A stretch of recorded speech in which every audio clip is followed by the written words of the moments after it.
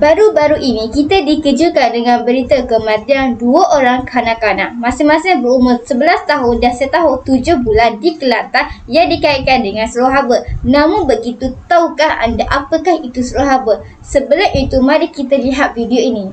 Anak di Kelantan meninggal dunia disyaki akibat strok haba.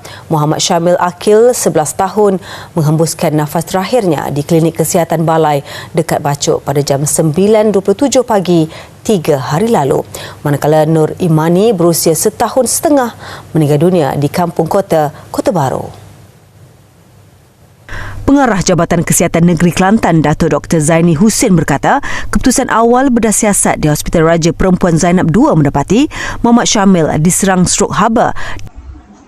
Bismillahirrahmanirrahim. Seperti kita tahu, dipercayai ada kaitan dengan cuaca panas berpanjangan yang dialami oleh negara kita, terutama negeri di utara,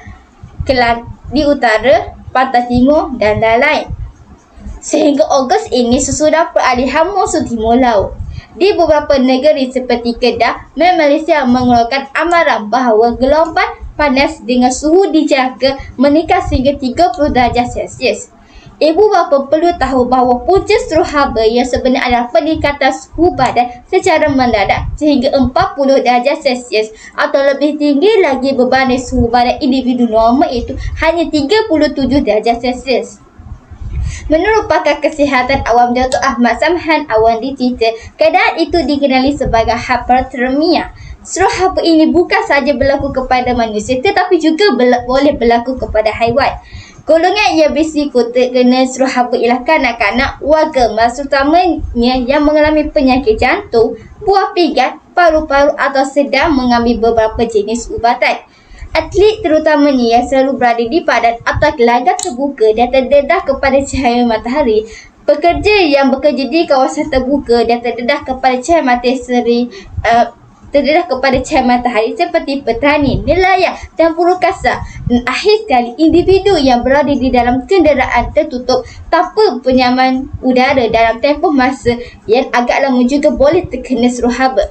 Antara tanda-tanda seseorang itu mengalami strok haba adalah denyutan jantung menjadi cepat, pernafasan laju dan pendek, badan terasa panas dan kering, sakit kepala, pening dan kepala rasa berpusing, berasa mual dan lain-lain.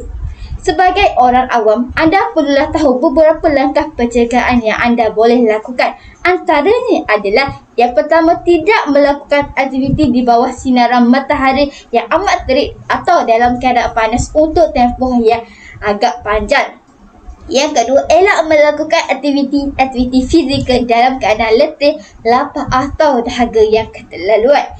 Yang ketiga, pastikan diri terhidrat dengan minum air kosong 3 hingga 4 liter dalam sehari.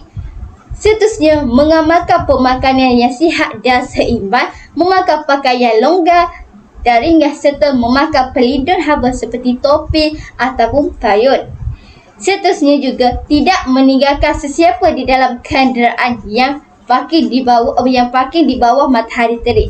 Akhir sekali, memastikan pengudaraan yang cukup atau berada di bawah pendingin hawa jika berada di dalam rumah atau premis.